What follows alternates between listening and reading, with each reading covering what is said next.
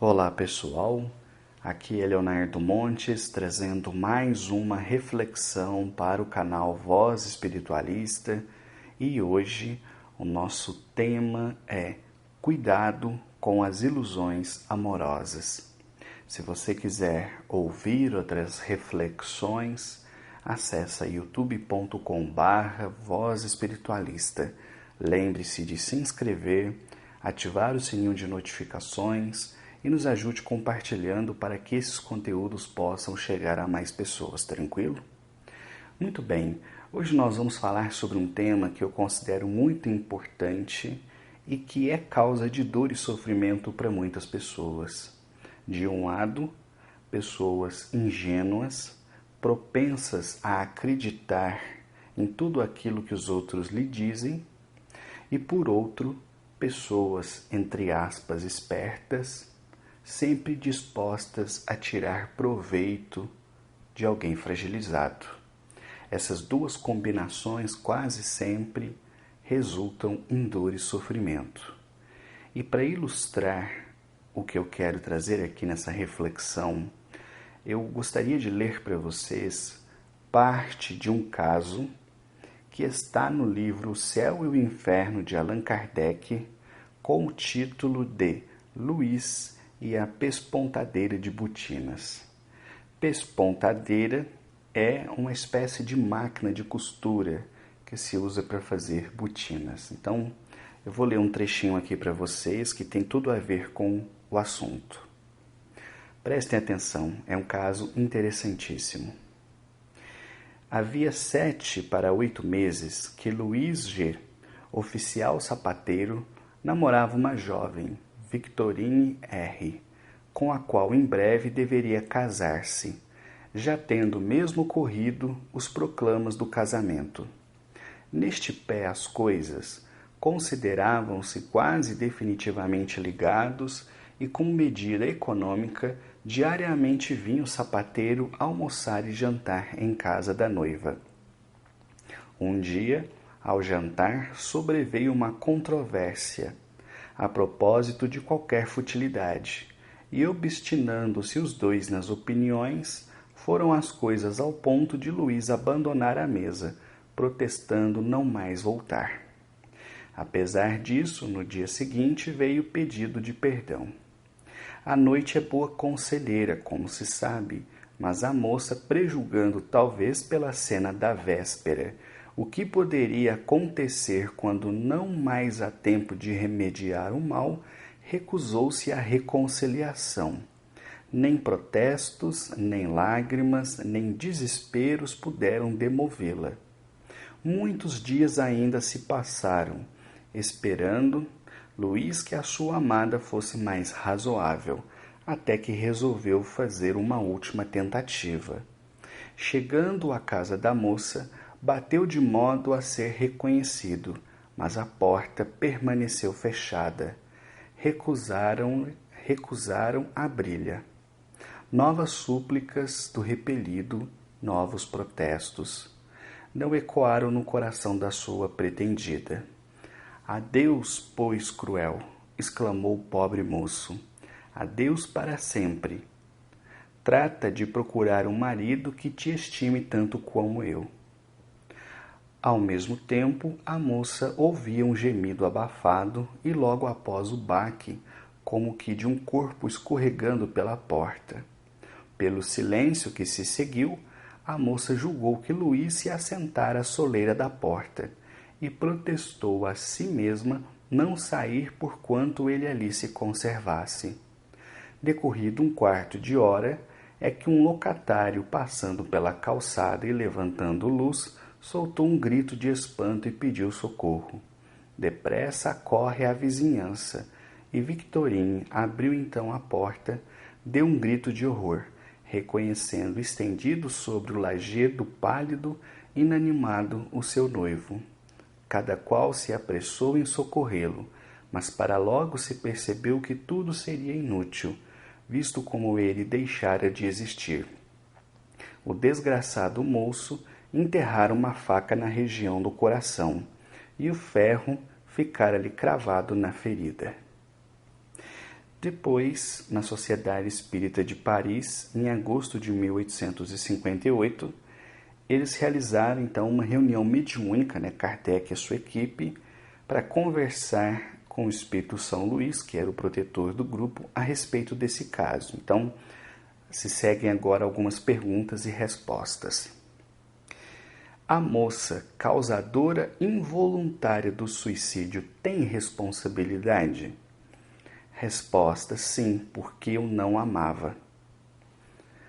Então, para prevenir a desgraça, deveria desposá-lo a despeito da repugnância que lhe causava?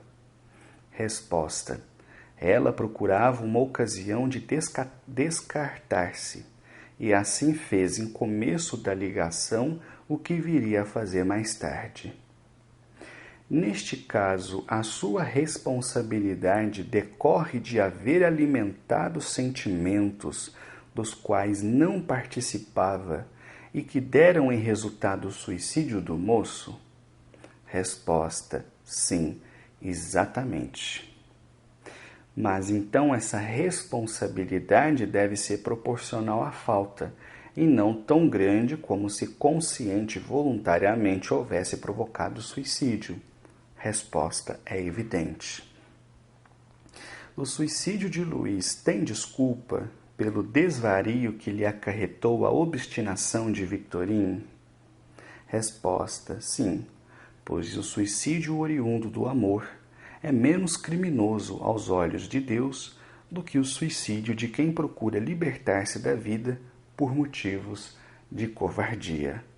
Se você quiser saber o desenrolar dessa entrevista, procura o livro O Céu e o Inferno e você vai ver a continuação das perguntas e também depois a própria manifestação do espírito Luís, que dizia ter sido um erro ter se suicidado porque o que ele tinha por ela era apenas paixão. Então eu achei esse caso interessante para ilustrar o quadro dessa reflexão. De um lado, um rapaz completamente apaixonado, só que paixão não é amor. E por outro lado, uma moça que a princípio estimulou aquele sentimento de forma ingênua, porém sem o desejo de prosseguir com aquilo. Então é nesse ponto que nós precisamos refletir, em ambos os lados da história. Vamos começar pelo lado do rapaz. Se vocês pegarem a literatura espírita, principalmente os romances, aqui um parênteses, romance não é uma história de amor. Romance é um gênero literário. Tem muita gente que acha que romance é sinônimo de livros de amor, de paixão, enfim, não necessariamente. Mas se vocês pegarem essa literatura, o que vocês vão ver? Que muitos sofrimentos que geram vínculos destrutivos de várias e várias encarnações acontecem através das paixões, que, como o próprio Livro dos Espíritos disse, não foi dada ao homem como uma coisa ruim. A paixão é boa, a paixão nos impulsiona, a paixão por uma pessoa, a paixão pelo serviço, a paixão por uma causa. Isso é um impulso, nos coloca em movimento. Só que se a gente estaciona na paixão, então a gente se apega a um processo que é quase instintivo e que nos leva quase inevitavelmente ao sofrimento. Então, se você que está me ouvindo é dessas pessoas que se apaixona por qualquer uma que te olha, que abre um sorriso para você e que te trata com carinho, com cordialidade, cuidado. Porque se você acabar se iludindo e vier a sofrer mais tarde, você também tem responsabilidade. Porque nós somos responsáveis por cuidar dos nossos sentimentos, da nossa vida emocional. Então, aquele que age de forma imprudente, ingênua, entregando o seu coração à primeira pessoa que lhe sorri, que lhe dá um pouco de afeto, ele praticamente está fadado ao sofrimento. É questão de tempo até vir a decepção, as lágrimas, o remorso, o arrependimento. Então, nesse sentido, nós temos que estar atentos e vigilantes. Por outro lado, e aqui eu acho que a balança fica um pouco desproporcional, Porque o primeiro caso, a pessoa age por paixão. No segundo caso, das pessoas que se aproveitam disso, a situação é mais grave, porque há uma certa perversidade quase sempre. O único caso de amarração que eu conheci nesses anos todos, o único caso verdadeiro, até hoje ele ecoa na minha cabeça como um exemplo de perversidade. A moça se enamorou de um colega de faculdade sem ter o menor desejo de fazer daquela relação alguma coisa séria.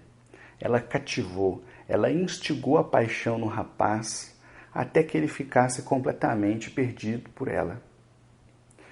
Só que em determinado momento ela resolveu romper a relação.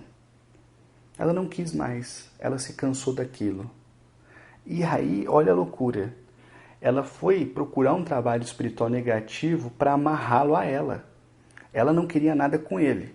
Geralmente as amarrações acontecem quando a pessoa está perdidamente apaixonada, vai lá e quer segurar a pessoa de qualquer jeito. Nesse caso não, é a perversidade.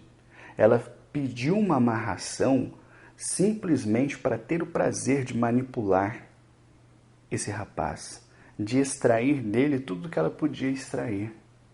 E foi isso que aconteceu. Foi o único caso legítimo que eu conheci na minha vida, até hoje. Então o rapaz, que já estava apaixonado por ela, envolvido vibratoriamente por uma série de processos negativos, ficou completamente alucinado, parou de estudar, parou de trabalhar, não conseguia comer, não conseguia fazer mais, virou um zumbi. E ela se aproveitou dessa situação quanto lhe foi conveniente e quando se cansou simplesmente deixou ele ao relento. O caso chegou para a gente no terreiro porque o pai do rapaz já estava completamente transtornado com essa situação e com medo que o filho viesse a fazer uma besteira. E claramente ele podia fazer. Então, assim, quando a gente vê esses casos de tragédia, seja de suicídio ou de assassinato envolvendo essas questões amorosas, eu sempre fico pensando o que está por trás disso. Quanta água passou debaixo dessa ponte? E é por essa razão que nós temos que refletir muito. Lembra daquela frase, tu te tornas eternamente responsável por aquilo que cativa? Eu costumo dizer que eternamente é muito tempo, mas não haja dúvida, nós nos tornamos muito responsáveis por aquilo que cativamos no outro, seja bom, seja ruim. Então, se você que está me ouvindo é dessas pessoas que se aproveita da fragilidade, que instiga um sentimento que não deseja alimentar, tome cuidado. Porque, como ficou claro aqui na leitura, embora o rapaz tenha se suicidado por vontade própria, ou seja, ela não o induziu voluntariamente ao suicídio, nem por isso ela deixava de ter responsabilidade, porque ela foi dando corda a um relacionamento que ela não tinha intenção de manter. Aqui na Terra, nós estamos muito mal acostumados a simplesmente seguir uma legislação. E tem gente que diz, se não está proibido, então está permitido. E muita gente não raciocina que cativar a paixão numa pessoa, instigar algo em alguém, alimentar algo que não se deseja ter de fato, é um verdadeiro crime espiritual. E as consequências, mais cedo ou mais tarde, recairão sobre o causador daquela paixão. Então, para encerrar, volto novamente ao ponto central. Se você é dessas pessoas que se apaixona por qualquer um que abre um sorriso para você, cuidado, você também tem responsabilidade. Você está aqui na Terra para aprender, para crescer, para evoluir. A sua vida emocional compete a você. Então, se você entrega o coração para qualquer um e todo mundo te faz sofrer, a culpa também é sua. Por outro lado, se você que está me ouvindo é dessas pessoas que voluntariamente cativa, ilude, instiga e depois simplesmente descarta a pessoa como se ela fosse um copo descartável, cuidado, você também tem responsabilidade. E se amanhã ou depois acontecer alguma tragédia, não pense que você ficará impune. Então, essa é uma reflexão que eu acho muito importante. Olha quantos crimes passionais acontecem no Brasil e no mundo. Quantas pessoas se matam, quantas pessoas matam a outra parte, depois se suicidam, enfim. É uma verdadeira tragédia que gera vínculos profundamente negativos entre as pessoas. Isso vai gerar consequências espirituais e muitas vezes, quando os espíritos do lado de lá refletem sobre aquilo que fizeram, vão perceber que muitas vezes aquilo foi capricho, vaidade, orgulho, prepotência. Só que tudo isso vai gerar um sofrimento, e um sofrimento desnecessário. Então, vamos ficar atentos a isso, beleza? Vou parando por aqui. Um abraço. Até a próxima.